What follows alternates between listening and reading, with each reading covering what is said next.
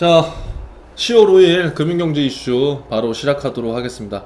자, 여러분 추석 연휴 잘 보냈나요? 자소서 쓰느라 너무 힘들었죠. 자, 그래서 자소서 쓰느라 너무 힘들었을 테지만 우리는 뭐 지금 또 금융경제 이슈를 안 할 수가 없는 상황이에요. 지금 매번 자소서 이슈라든가 아니면 뭐 면접에서도 반드시 여러분들이 지금 저랑 같이 하고 있는 이 순간이 굉장히 도움이 될 거거든요. 그래서 지금까지 금융경제 이슈를 계속적으로 시청해 하셨던 분들은 앞으로 빠지지 말고 계속적으로 더 시청을 해주시고요. 오늘 처음이신 분들은 반드시 저하고 하나하나씩 차근차근 그렇게 하셔갖고 좋은 결과 한번 내봐야 되지 않을까요? 그쵸? 화이팅 하세요, 화이팅. 자, 오늘 10월 5일 금융경제 이슈 한번 보겠습니다. 자, 먼저 오늘 헤드라인은 제가 코로나 피해 기업 대출 지원했더니 은행 이자 수익이 2,300억. 와, 뭐 무슨 말인가? 한번 이 내용부터 한번 볼게요. 자, 보시면 코로나라는 굉장한 이슈가 있었잖아요. 근데 그러한 이슈를 토대로 해서 지금 금융권, 특히 뭐 은행권에서 기업 대출 지원을 했더니 은행에서 2,300억 이자 수익이 나타나는 거예요. 이거 뭔가요? 한번 같이 볼게요. 자, 한국은행이 중소기업 자영업자를 지원하기 위해 한도를 늘린 금융중개 지원 대출, 금중대, 이러한 용어도 알면 좋겠죠. 금중대가 뭐냐? 금융중개 지원 대출을 해주는 거다. 이걸로 시중은행이 2,300억대 이자 이익을 거둔 것으로 나타났다. 우와, 엄청나죠. 자, 3일 뭐 의원은 분석한 결과 16개 시중은행이 이렇게 올리고 있다고 밝혔다. 자, 뭐냐? 왜 그런 거냐? 금중대는 은행이 중소기업이나 자영업자를 위한 대출 확대를 유도하기 위해 하느니 초저금리 자금을 공급하는 제도다. 자, 그러면 우리가 오늘 여기에서 하나 알아봐야 될 용어는 뭐예요? 금중대. 자, 금중대가 뭐다? 금융중개 지원 대출이다. 자, 이렇게 여러분 기사에서 하나하나씩 알아보는 거예요. 비전공자분들 걱정하지 마세요. 금중대는 뭐다? 금융중개 지원 대출이고, 이 금중대라고 하는 것들은 은행이 이런 중소기업이나 자영업자를 위해서 대출 이렇게 확대를 유도하기 위해서 한국은행이 아주 저리로 여기 나온 초저금리로 자금을 공급하는 제도라는 거죠. 그럼 이러한 제도는 나쁜 거예요? 좋은 거예요? 좋은 거겠죠. 왜? 서민들이나 중소기업, 그 다음에 소상공인들 입장에서는 초저금리로, 그러니까 저리로 대출을 받을 수 있는 제도잖아요. 그렇기 때문에 상당히 좋다는 거죠. 자, 올해 한은은 코로나19로 뭐 하기 위해 금중대를 35조까지 지원을 했고, 지난달에는 8조 원 추가 증액을 결정한 거죠. 자, 여기에 지난 3월에 연 0.75%였던 금중대 지원금리를 0.25%포인트로 인하하게 됐다. 자, 그러면 우리가 이 사실에서 알아보면 좋은 거, 자, 계속해서 한국은행에서는 금중대를 35조까지 지원했는데, 자, 코로나 피해가 이제 너무 심각하고, 이를 통한 자영업자 분들이나 개인 사업자 분들이 너무 자금이 굉장히 필요하다, 목말라 있다, 이제 그런 것을 여러분들이 알아야 되는 거고, 이러한 심각한 상황에서 그럼 조금 더 싸고 조금 더 한도를 좀 더 증액시켜서 많은 사람들이 조금 더 그나마 이 위기를 좀 뚫고 갈 수 있는 해결책 아닌 해결책을 좀 주자 해서 지난달에 8조 원이 증액된 거예요. 그러니까 지금 이러한 금융이슈 방향은 뭐냐면, 굉장히 지금 많은 기업들이 어려운 상황이다. 그리고 그 어려움을 타개하기 위해서 금융권에서는 이와 같은 제도적으로 측면들을 활용해서 도와주고 있다. 그럼 고객 입장에서, 즉 서민 입장에서 좋은 것들은 일반적으로 지금 한도가 안 나오는 금중대, 예를 들어서 다 한도가 있잖아요. 안 나오는 것들을 어느 정도 지금 더 추가해서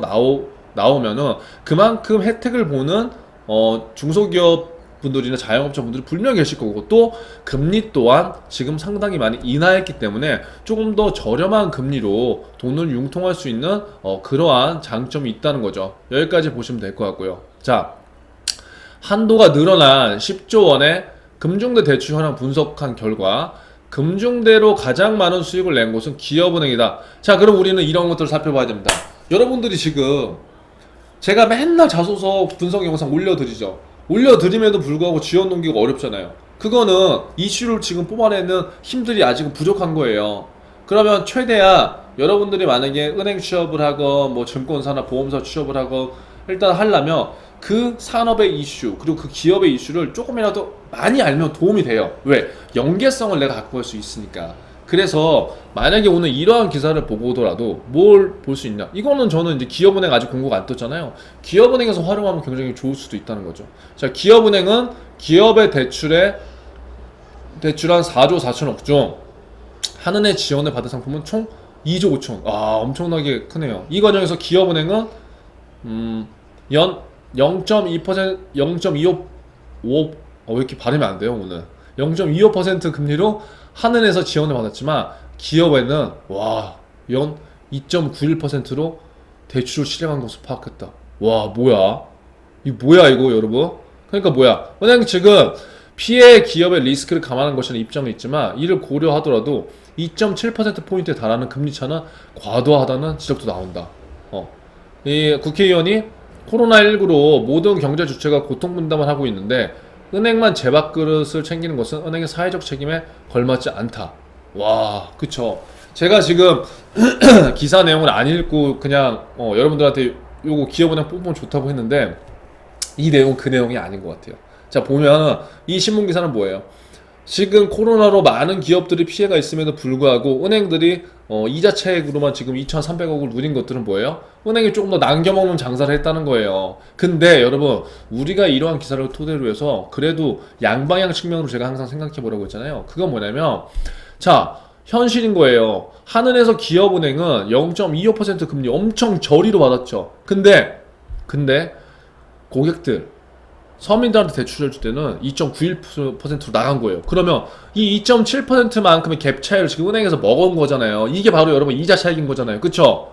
그러면 여러분 기업은행이든 뭐 국민은행이든 우리은행이든 이자 차익으로 이익을 내는 거는 은행의 본질적인 수익 구조예요. 그건 어쩔 수 없다고 봐요, 저는. 그러면 이러한 상황에서 우리가 앞으로 자소서를 쓰거나 지원 동기를 쓰거나 면접을 쓸 때 이러한 팩트 내용을 갖고 그냥 은행이 뭐 도둑놈이네? 뭐 이런 거 생각하면 절대 안 된다는 거예요, 여러분. 자, 그러면 우리는 뭘 봐야 되느냐?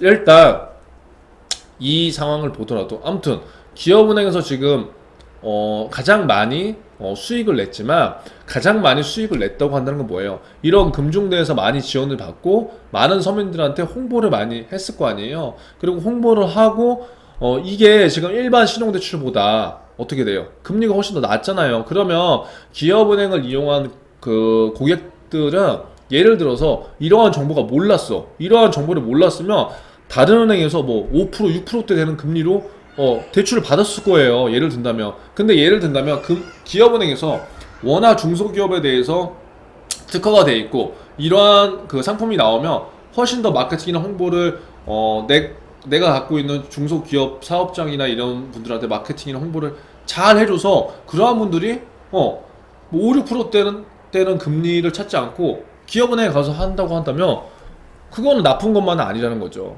그러니까 이러한 사실만 보게 된다면 금융권이 2.7%포인트의 높은 금리 갭 차이를 누려서 모두가 어려울 때 물론 이자 이익을 내고 있다는 거는 한편으로 맞는 의견일 수도 있지만 우리는 이와 또 다른 측면으로 생각해 볼 수 있다는 거죠. 왜? 우리는 항상 양방향의 측면을 생각해 봐야 된다니까요. 그래야지 예를 들어서 면접 때, 인성 면접 때도 나와 생각에 다른 질문이 나오면 내가 그거에 대해서 반론을 제기할 수 있거나 나의 생각을 얘기할 수 있고요. 여러분들 PT나 토론토의 면접 때도 나와 다른 생각이 나왔을 때 내가 그래서 당황이 되는 거거든요. 그래서 이러한 면들을 양방향으로 생각하고요. 꼭 어느 것이 좋다 나쁘다가 아니라 이러한 흐름으로 생각해 볼 수 있겠네. 그리고 이러한 것들은 기업은행의 지원 동기에도 내가 충분히 쓸 수 있는 소재라는 거죠. 왜? 타은행과 그 차별성이 있는 지금 역할을 하는 거잖아요. 그래서 이러한 것들을 한번 잘 살펴보시면 좋겠습니다. 자, 두 번째 기사는 이거 계속 나오는 거예요. 금리나 요구권, 그쵸? 승진했으니 대출금리 내려주세요. 자, 아직까지도 이 말이 무슨 말인지 모르신다면 전에 영상으로 돌아가셔서 영상들을 보시고 오세요. 이거는 지금 금리나 요구권에 대한 얘기죠. 자, 승진했으니 대출금리 내려주세요. 이게 무슨 말이에요? 자, 금리나 요구권이라고 제가 몇 번을 말씀드렸죠? 금리나 요구권은 만약에 소득이 늘거나 신용등급이 올라간 그런 대출자들한테 금리를 인할 수 있는 요구권을 준 겁니다. 그래서 내가 취업이 안 돼 있는 상태에서 대출을 받았을 때 금리를 5%로 받았다면 내가 만약에 취업이 되면은 그거를 4%라 뭐 좀 더 낮출 수 있는, 그렇게 은행에 요구할 수 있는 권리, 그게 생겼다는 거예요. 근데 실질적으로는 뭐다?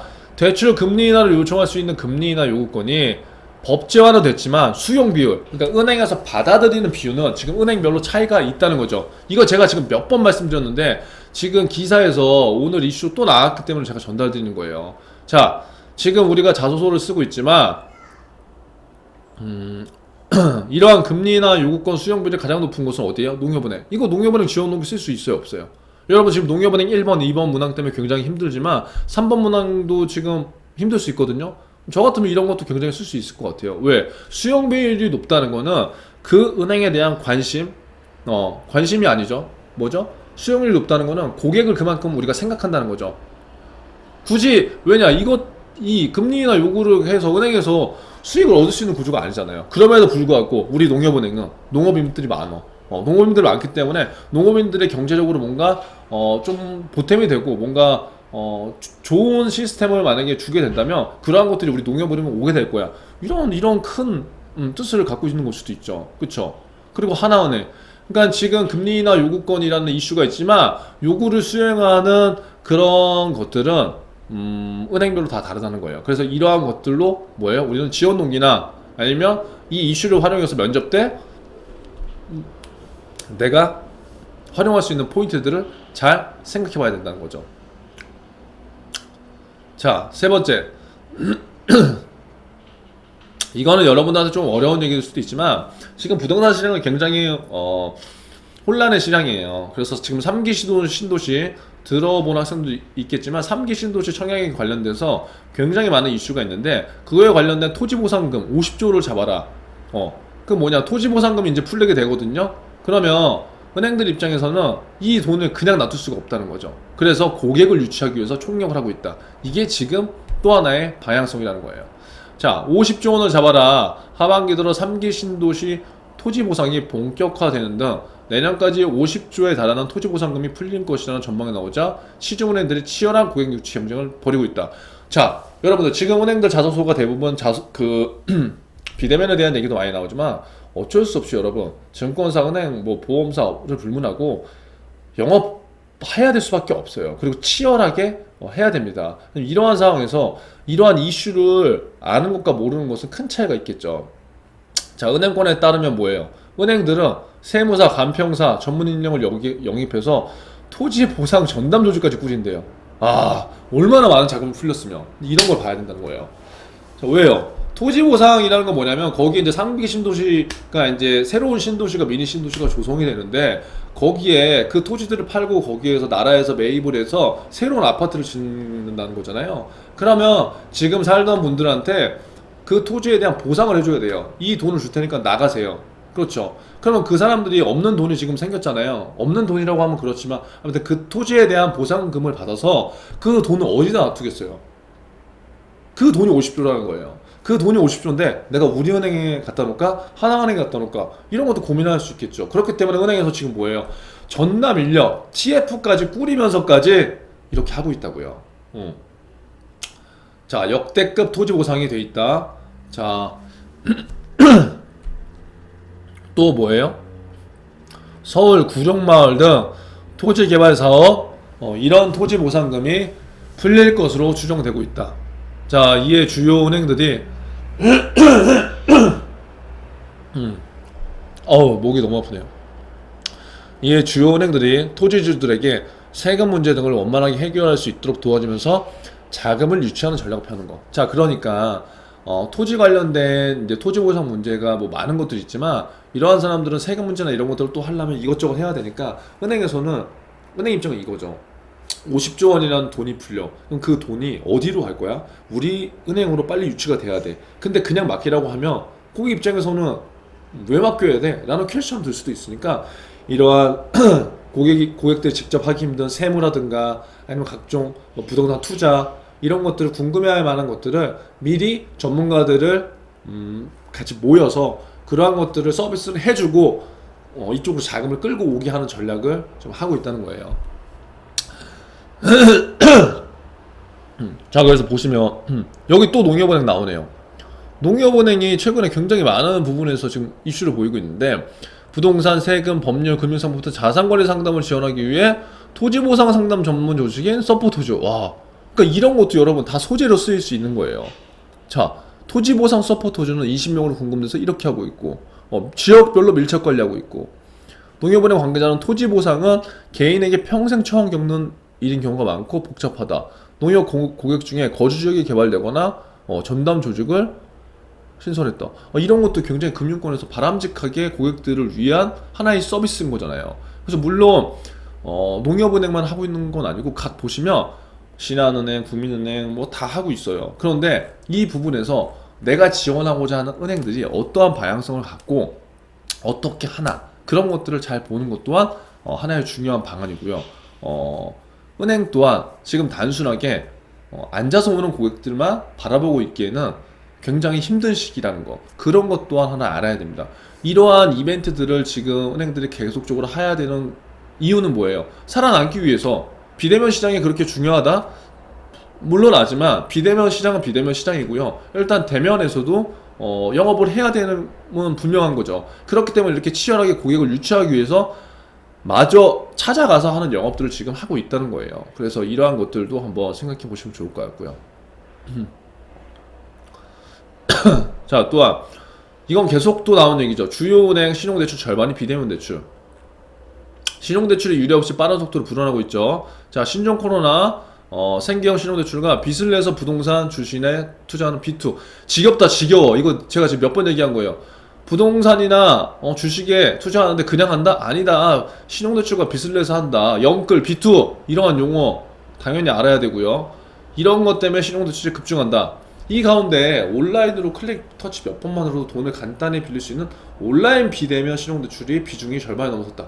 이게 진짜 중요하다는 거예요. 이거 지금 제가 4번, 5번 계속 얘기하는데 중요하니까 계속 신문에서 지금 나오는 거예요. 왜? 사람들이 너무 많이 하거든. 왜 많이 해? 편하고 빠르니까. 그러니까 은행들도 계속 비대면을 강조하는 이유는 그냥 내가 뭔가 설명하지 않고 우리 직원이 힘을 들이지 않더라도 좋은 상품 하나, 좋은 서비스 하나를 비대면의 상품을 이렇게 홍보를 해놓으면 알아서 찾아온다는 거죠. 그럼 이것만큼 좋은 세일즈 조건이 어디 있어요. 자, 그래서 은행권에 따르면 4대 시중은행은 이렇게 신규 대출을 집행했고 영업점이 아닌 온라인 비대면으로 이렇게 됐다. 와, 엄청나게 된 거죠. 자, 이 내용 한번 쭉 보세요. 그래서 비대면 신용대출 대세로 자리 잡는 데는 코로나뿐만 아니라 뭐예요? 초저금리, 저금리도 큰 영향을 미쳤다는 게 은행권의 설명이다. 카뱅, K뱅, 인터넷 전문 은행들이 기존 시중은행보다 싼 금리로 비대면 대출 고객들을 대거 유치하자 기존 은행들도 뭐예요? 나 인터넷 은행들한테 우리 또 뺏기면 안 돼. 이 시장 굉장히 크거든. 그러니까 우리도 한번 올인하자. 그래서 유리한 비대면 상품들을 내놓고 있다는 거예요. 그러니까 단순하게 이제는 시중은행들끼리만의 싸움이 아니에요. 온라인 뱅크와 시중은행 같이 경쟁을 할 수밖에 없는 구조고, 그렇기 때문에 비대면 시장이 더욱더 중요해질 수밖에 없다는 거죠. 4대 은행의 비대면 신용대출 최저금리는 영업점에서 판매되는 신용대출보다 뭐예요? 낮다는 거예요. 금리가. 그러면 힘들고 기다려야 되고 금리도 높은데 창구 가서 할 일이 있어요, 여러분? 여러분이 돈을 빌린다고 생각하면 아니라는 거지. 그러니까 비대면 이용한다는 거예요. 이해되죠?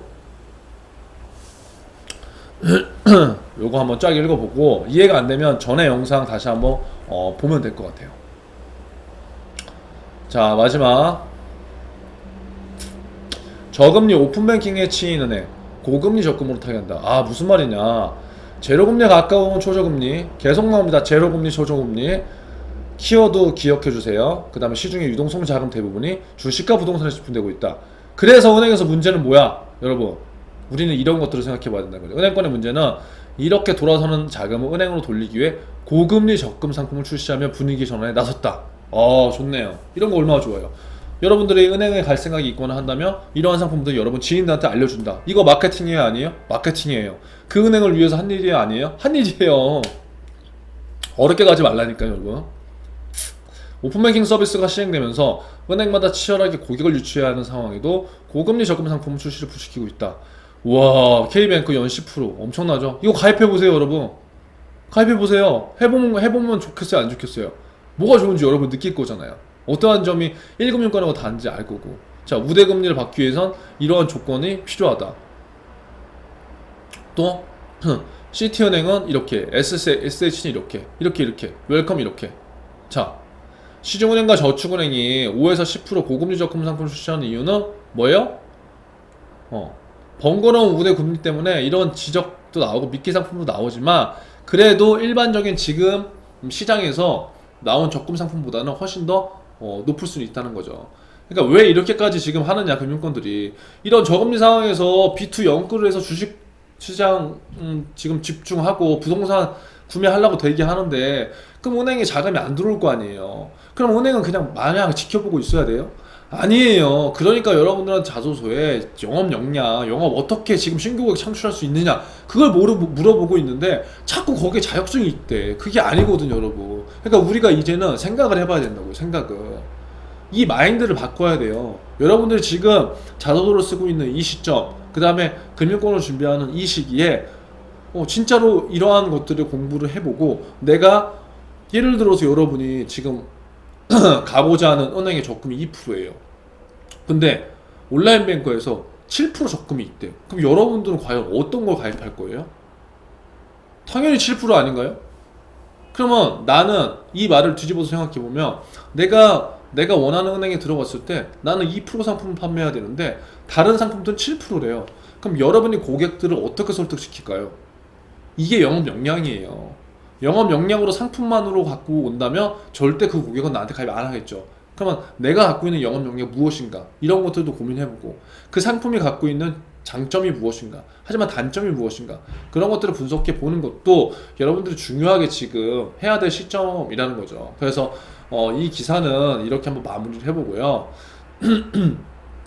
지금 제가 이제 추석 연휴가 끝났고 첫 금융 이슈 10월 첫 영상이기 때문에 한 가지 그냥 얘기를 더 하자면, 급한 마음은 알겠지만 최소 여러분들이 앞으로 금융권을 계속적으로 준비를 한다. 만약에 금융권 준비 안 해도 일반기업 준비하면서 이런 영상 보시는 분도 계실 거잖아요. 자, 우리는 재테크라는 것을 살면서 무조건 할 수밖에 없어요. 그러기 위해서 여러분들이 금융권에 가는 건 저는 너무나도 좋다고 생각됩니다. 그러려면 금융권에 대한 관심, 그리고 재테크에 대한 관심, 그런 것들을 스스로 어떻게 갖고 찾고 노력했냐, 이런 것들을 먼저 해보시고요. 그러한 것들이 내가 은행권, 증권사, 보험사를 가기 위한 연계성을 찾는 그런 영역, 우리가 분명히 있을 거예요. 그래서 공부 따로, 나중에 뭐 재테크 따로 이렇게 하지 마시고요. 지금 하면서 여러분들이 연계성이 있는 교육과 뭐 학습, 이런 것들이 됐으면 좋겠습니다. 자, 아무튼 오늘 10월 첫날이었는데 모두 화이팅 하시고, 자소서 지금 힘들게 쓰는 거 너무 스트레스 받지 마시고요. 일단은 못 쓰더라도 지금 뿌려야 됩니다. 네. 너무 완벽을 기하지 마세요. 이제 마감이 얼마 안 남았기 때문에 대충 마무리 하시고 일단 뿌리고 그 다음 걸 준비하셔야 선순환이 됩니다. 아무튼 오늘 하루도 고생했습니다. 자, 오늘 내용이 좋아요가 또 꺼였네요. 오늘 내용이 뭐예요? 괜찮았다면 좋아요, 구독. 더 이상 얘기 안 해요. 노편집 끝.